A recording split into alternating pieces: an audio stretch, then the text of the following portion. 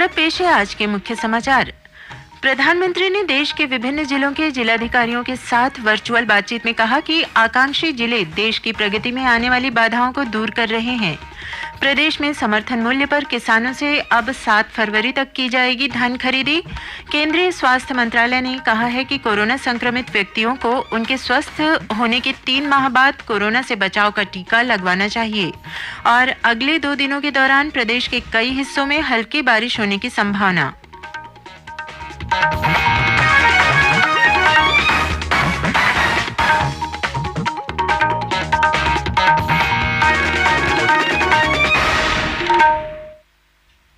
अब समाचार विस्तार से। प्रधानमंत्री नरेंद्र मोदी ने कहा है कि आकांक्षी जिले देश की प्रगति के रास्ते में आने वाली बाधाओं को दूर करते हुए इतिहास रच रहे हैं। देश के विभिन्न जिलों के जिलाधिकारियों के साथ वीडियो कॉन्फ्रेंस के माध्यम से संवाद करते हुए श्री मोदी ने कहा कि आकांक्षी जिले अपने प्रयासों से देश के विकास को गति दे रहे हैं। इन जिलों में हुई प्रगति प्रशासन और जनता के बीच जुड़ाव से संभव हो पाई है। इसके लिए प्रौद्योगिकी और नवाचार बेहद अहम है। वर्चुअल बैठक में छत्तीसगढ़ के मुख्यमंत्री भूपेश बघेल सहित राज्य शासन के वरिष्ठ अधिकारी भी शामिल हुए। प्रधानमंत्री नरेंद्र मोदी इस महीने की 24 तारीख को प्रधानमंत्री राष्ट्रीय बाल पुरस्कार विजेताओं से वीडियो कॉन्फ्रेंस के माध्यम से बातचीत करेंगे। समारोह के दौरान प्रधानमंत्री इस वर्ष के विजेताओं को ब्लॉकचेन प्रौद्योगिकी का उपयोग करते हुए डिजिटल प्रमाण पत्र देंगे। पिछले वर्ष के विजेताओं को भी प्रमाण पत्र दिए जाएंगे जिन्हें कोविड स्थिति के कारण सर्टिफिकेट नहीं दिए जा सके थे। केंद्रीय महिला और बाल विकास मंत्रालय ने बताया कि प्रधानमंत्री राष्ट्रीय बाल पुरस्कार प्रमाण पत्र देने के लिए पहली बार ब्लॉकचेन प्रौद्योगिकी का उपयोग किया जा रहा है। प्रदेश में समर्थन मूल्य पर किसानों से अब 7 फरवरी तक धान खरीदी की जाएगी। मुख्यमंत्री भूपेश बघेल ने आज रायपुर में आयोजित समीक्षा बैठक में धान खरीदी की समय सीमा 1 हफ्ते बढ़ाने की घोषणा की। पहले धान खरीदी की अंतिम तिथि 31 जनवरी निर्धारित थी।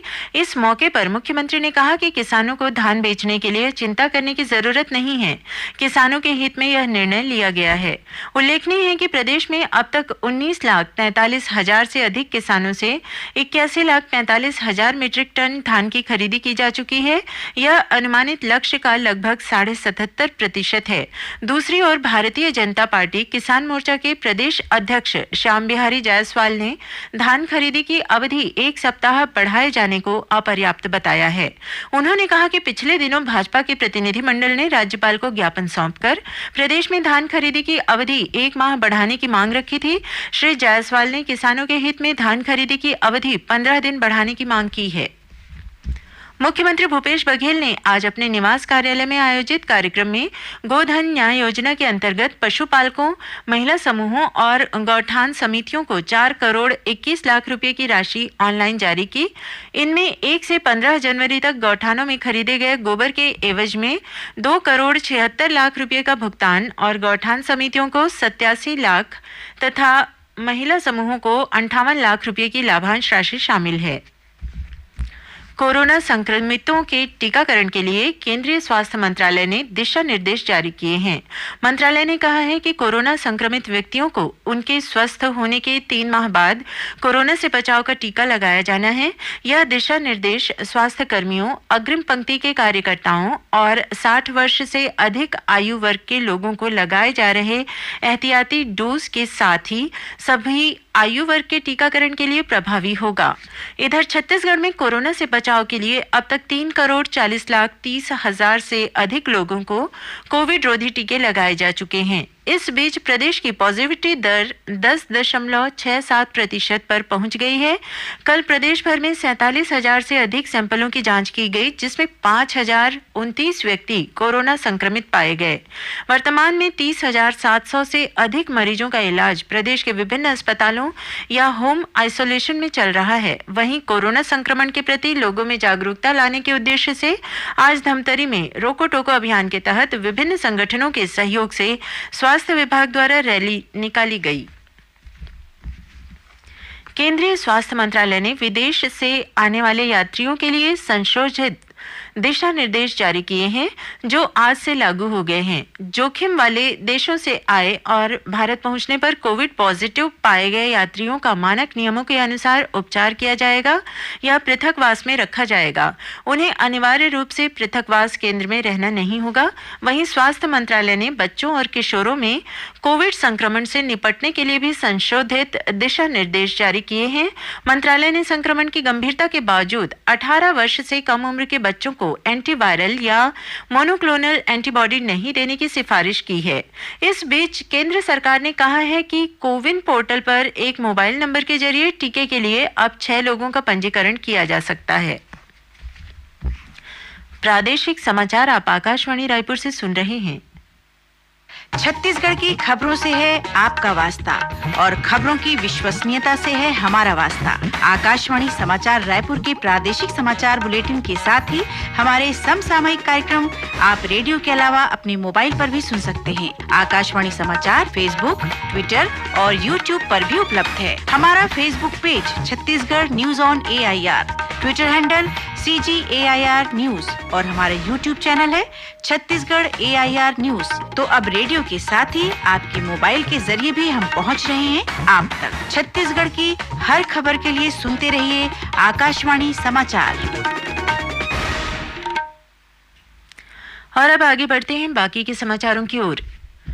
श्रोताओं, प्रादेशिक समाचार एकांश के समसामयिक विषयों पर आधारित कार्यक्रम बातों बातों में इस बार राष्ट्रीय ध्वज तिरंगा के इतिहास, परिकल्पना और राष्ट्रीय ध्वज संहिता पर केंद्रित रहेगा। इस बारे में विस्तार से जानकारी हासिल करने के लिए आकाशवाणी समाचार ने बात की सामाजिक और राजनीतिक विश्लेषक तथा पूर्व राज्य निर्वाचन आयुक्त डॉक्टर सुशील त्रिवेदी से। इस भेंट वार्ता का प्रसारण आकाशवाणी केंद्र द्वारा कल सुबह 9:30 पर किया जाएगा। इसे छत्तीसगढ़ स्थित आकाशवाणी के सभी केंद्र रिले करेंगे। श्रोताओं, आकाशवाणी समाचार द्वारा कल शाम जिले की चिट्ठी कार्यक्रम का प्रसारण किया जाएगा। जिले की चिट्ठी का यह कार्यक्रम आकाशवाणी के रायपुर केंद्र द्वारा प्रसारित होगा। इससे छत्तीसगढ़ स्थित आकाशवाणी के सभी केंद्र रिले करेंगे। इस बार के अंक में महासमुंद जिले की गतिविधियों के बारे में जानकारी दी जाएगी। श्रोताओं, आजादी के अमृत महोत्सव पर प्रादेशिक समाचार एकांश आकाशवाणी रायपुर द्वारा आयोजित की जा रही प्रश्नोत्तरी प्रतियोगिता में हमारे श्रोतागण काफी उत्साह के साथ भागीदारी कर रहे हैं।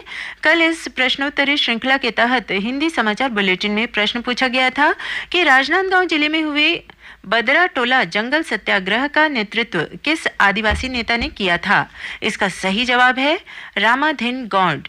प्रश्न के उत्तर में बड़ी संख्या में लोगों ने जवाब भेजे हैं, लेकिन हमें सबसे पहले सही जवाब भेजने वाले विजेता हैं बलरामपुर जिले के ग्राम शंकरगढ़ निवासी दीपक मिश्रा।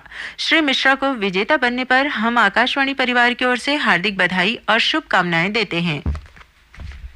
भारतीय जनता पार्टी महिला मोर्चा ने आरोप लगाया है कि प्रदेश में महिलाओं के साथ हो रहे अपराध को रोकने में राज्य सरकार पूरी तरह नाकाम रही है। महिला मोर्चा की प्रदेश अध्यक्ष शालिनी राजपूत ने कहा है कि महिलाओं की सुरक्षा को लेकर राज्य सरकार और पुलिस कोई ठोस कदम नहीं उठा रही है। उन्होंने कहा कि प्रदेश में महिलाओं के विरुद्ध लगातार आपराधिक घटनाएं हो रही हैं और राज्य सरकार इस पर अंकुश लगाने में विफल साबित हो रही है।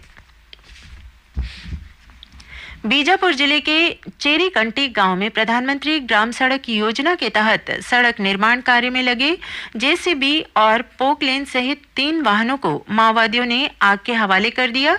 जिले के पुलिस अधीक्षक कमलोचन कश्यप ने इसकी पुष्टि करते हुए बताया कि निर्माण कार्य को रोकने के लिए माओवादियों ने कुछ देर के लिए मजदूरों और वाहन चालकों को बंधक भी बना लिया था।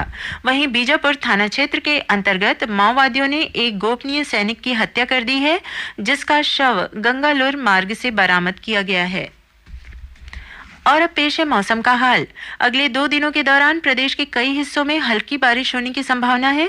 वहीं न्यूनतम तापमान में 2 से 3 डिग्री सेल्सियस तक बढ़ोतरी हो सकती है। मौसम विभाग के मुताबिक आज रात सरगुजा संभाग और उससे लगे बिलासपुर संभाग के जिलों में 1-2 स्थानों पर हल्की वर्षा होने की संभावना है। मौसम विभाग ने यहां गरज चमक के साथ आकाशीय बिजली गिरने की भी चेतावनी दी है। सरगुजा और बिलासपुर संभाग के कुछ जिलों में कल कुछ स्थानों पर हल्की से मध्यम वर्षा और 1-2 स्थानों पर गरज चमक के साथ ओलावृष्टि हो सकती है।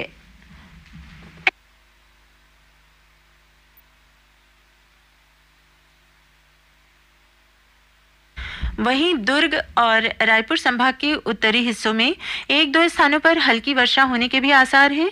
इसके अलावा सरगुजा और बस्तर संभाग तथा उससे लगे जिलों में परसों 24 जनवरी को हल्की बारिश होने की संभावना है। अब कुछ अन्य खबरें संक्षिप्त में। स्वतंत्रता संग्राम के महान नायक और आजाद हिंद फौज के संस्थापक नेताजी सुभाष चंद्र बोस की कल 23 जनवरी को 125वीं जयंती है। इस अवसर पर राज्यपाल अनुसुईया उइके और मुख्यमंत्री भूपेश बघेल ने उन्हें नमन किया है। राज्यपाल और निजी विश्वविद्यालय की कुलाधिपति अनुसुईया उइके ने डॉक्टर सीवी रमन विश्वविद्यालय कोटा बिलासपुर में कुलाधिपति के पद पर संतोष चौबे को पुनः नियुक्त किया है। राजभवन में गणतंत्र दिवस के अवसर पर इस वर्ष एट होम फंक्शन का आयोजन नहीं होगा। कोरोना के बढ़ते संक्रमण के मद्देनजर यह कार्यक्रम स्थगित किया गया है। केंद्रीय युवा कार्यक्रम और खेल मंत्रालय के अंतर्गत नेहरू युवा केंद्र रायपुर द्वारा जिला युवा मंडल पुरस्कार वर्ष 2020-21 के लिए आगामी 25 जनवरी तक आवेदन आमंत्रित किए गए हैं। वन मंत्री मोहम्मद अकबर ने अपने स्वेच्छा अनुदान मद से लोक कलाकार नाचा गम्मत के 43 दलों को 10,75,000 रुपये की आर्थिक सहायता राशि प्रदान की है। दाऊ वासुदेव चंद्राकर कामधेनु विश्वविद्यालय दुर्ग के अंतर्गत पशु चिकित्सा और पशुपालन महाविद्यालय अंजोरा में एनसीसी दिवस पर विभिन्न कार्यक्रमों और प्रतियोगिताओं का आयोजन किया गया। दुर्ग जिले में पुरानी भिलाई पुलिस ने ग्राम सिरसा कला खार में जुआ खेल रहे 10 लोगों को गिरफ्तार कर उनके पास से लगभग 11 लाख रुपए नगद, 15 मोटरसाइकिल और 10 मोबाइल जब्त किए हैं। आगरा मथुरा के बीच एक मालगाड़ी की पटरी से उतर जाने के कारण 24 जनवरी को रायगढ़ से हजरत निजामुद्दीन जाने वाली ट्रेन संख्या 12409 रद्द हो रहेगी। महासमुंद जिले के ग्राम गनियारी पाली में वाहनों की जांच के दौरान पुलिस ने एक व्यक्ति के पास से 40 किलो गांजा बरामद किया है। जब्त गांजे की अनुमानित कीमत करीब 8 लाख रुपए आंकी गई है।